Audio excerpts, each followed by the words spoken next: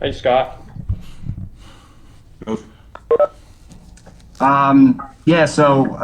Once again, please use the hand raise tool. We'll start with James Cratch. James, go ahead. Scott, I guess were you surprised or pleasantly surprised that they kind of didn't? They kind of did it the way they usually do, seating wise, when they have Sebastian as a three. Yeah, I was surprised. There was a ton of rumors after the Big Ten tournament, even on the bus ride home, how they were going to use the matrix. And then the talk started, well, you really can't. There was no RPI involved, so how are they going to really seed? And I think, unlike most years, there was a lot of subjectivity used this year, which was good. That's the way it should be. I don't think there's any complaints across the board. I think that's kind of the way it should have been seated, especially at that weight.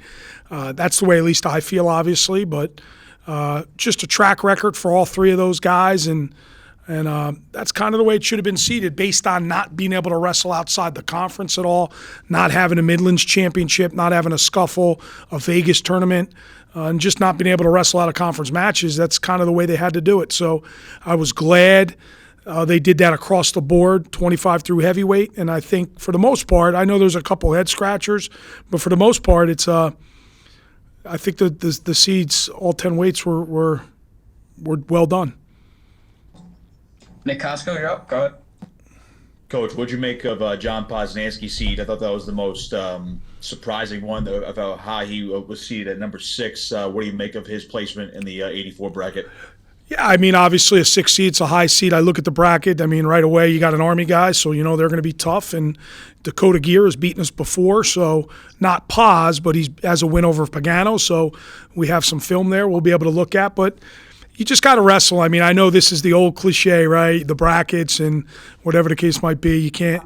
Every match it's the first match and the best match, and just one at a time, and all that good stuff applies here. But yeah, Paz we feel's in a good spot. Johnny Van Brill's in a good spot. I like where Turley's at, and you just go with it. You go with it and you prepare. Here's the deal: so much can change from a Thursday at 12 high noon right now until we take the mat in a week. So a lot can change with this testing. A lot can change with injuries. A lot can change. So initially, these are the brackets. We'll prepare like that, but just like the Big Ten, where we're prepared for one guy and boom, something happens, you're preparing for another guy. So you got to be prepared for everybody and put your best foot forward and have a good 7 minutes.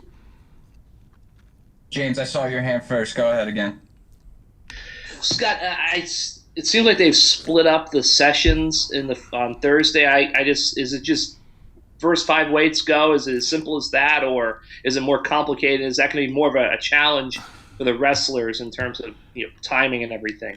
Well, I mean, I think we got a staff that's going to be able to handle it, right? We'll have all our guys out there. Our DOP will be out there. And I think what's going to happen, it's going to be lightweights to start, let's say 3 hours. There's going to be an hour break. While we're wrestling, the heavyweights are weighing in, then testing. And then the next session after the first one in an hour break will be the heavyweights. And the lightweights will go back and test. So there's a lot of testing going on in between, and it's really like 2 different tournaments, if you can imagine that. And then for Thursday night, they'll do the same thing at night, I believe. A 5 o'clock session with an hour break, an 8 o'clock session with the hour break. They'll go 5 weights at a time. I'm learning a little bit more.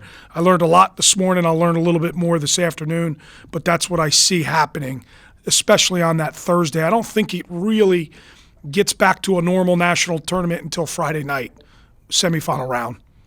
I guess you don't think it'll be an impact. I meant for the kids as much as extended time between bouts or anything. No, I don't think so. I mean, a lot of standing around at the Big Ten tournament. Obviously. No, I think a lot of this is wrestle your match, get back to your hotel room, and it's walking distance away. So we've always had that, so it won't. I mean, I'm just thinking off the top of my head. Let's say Sebastian wrestles in that 11 o'clock session. By 11:30, he should be back to his room preparing for the 8 o'clock session or the 7 o'clock session. So that's normal. It's just not having the upper weights there is kind of different from a coaching standpoint. They'll have a lot of downtime at the hotel before their session, so that'll be different. But other than that, it shouldn't be too bad. Mike Abromaitis, you're next. Go ahead. Coach, looking quickly back at the Big Tens, you did not have Kennard at 57. You had to put Metzler in at 33, and yet you got 3 third places, even though Rivera was probably hoping for better. At 133, was Sammy even close enough to make the trip, or at that point you realized he wasn't going to get there? Yeah, I think we had the press conference. Then I went back up to the wrestling room and realized he wasn't really close. So he just too much downtime, too much layoff. That's on me. You know, you got to have him ready to go. You try to back off someone because when you're constantly hearing about weight, so you back off a little bit. You apply pressure a little bit. It just didn't work out. Again, I think it was 5 or 6 weeks off between matches. He just got big, and it was always tough to begin with, and there was always a plan to wrestle a certain amount of or weigh in a certain amount of times, and just was really, really difficult for him to get down to the point where it was becoming a distraction. Not that he wanted it to be a distraction, just from a staff standpoint, you're doing a lot of focus on him. And here we are, we got guys that haven't wrestled in 5 weeks, and when I think of the Big Ten tournament, I think we really did a good job of wrestling ourselves into shape. It's kind of like the opening tournament, like I said it was going to be, and here we are. I think we're in a much better spot heading into the national tournament because of it. I thought we wrestled really, really well. I thought we left some matches out there, of course, but I thought there was we turned a lot of matches around, which you always want to see, right? Matches we lost in the Purdue duel, the Ohio State duel, the Minnesota duel. We turned a lot of those matches around.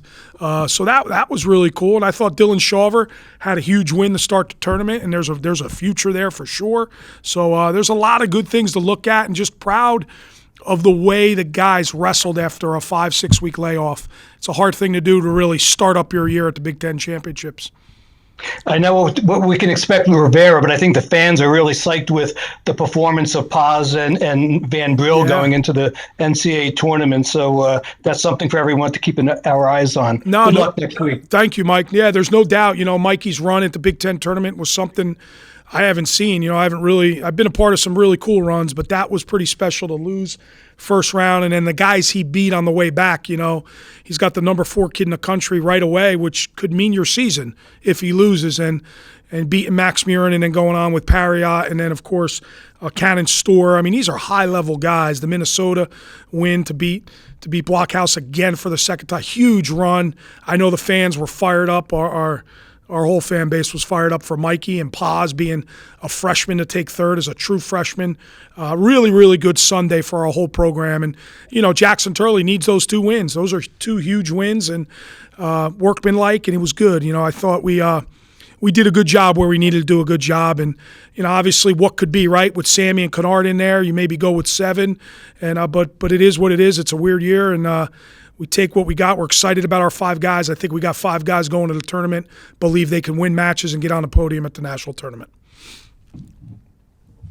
Thank you. All right, we'll go Nick Costco. Go ahead, Nick.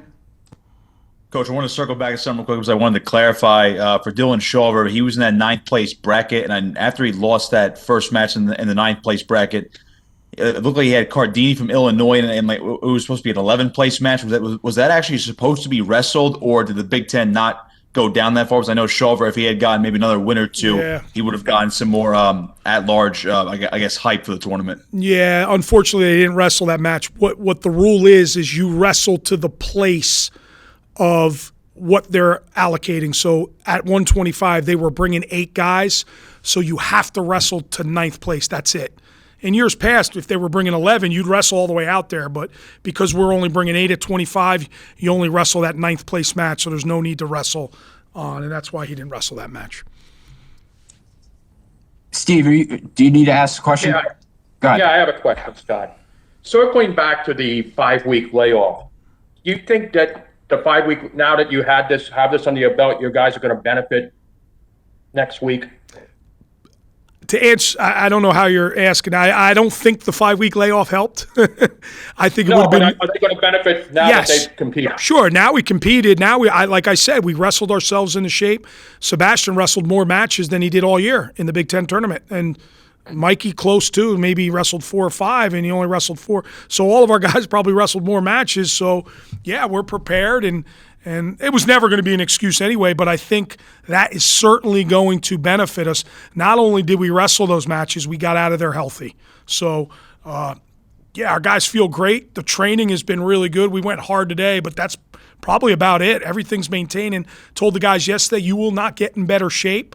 That's about as good as it gets right there. And today was spirited and live and exciting. So, I think that it's going to certainly benefit us. And maybe we're a little bit fresher, but we certainly needed to compete. I would have loved to compete before the tournament because you could tell, you could see Seb got tired a little bit in that Lee match. Now, that guy applies a lot of pressure, but we haven't been in those action-packed matches with nerves and anxiety. So there's a little bit of, that goes, even with Shawver, he gutted it out against Minnesota round 1, but that has a lot to do with the layoff, the reason why I wasn't able to continue to sprint and go hard. So we're over that now, and I think it was important for those guys not only to wrestle on Sunday, but to weigh in again and to prepare again and to have those matches on Sunday was huge for us. So, huge benefit going forward.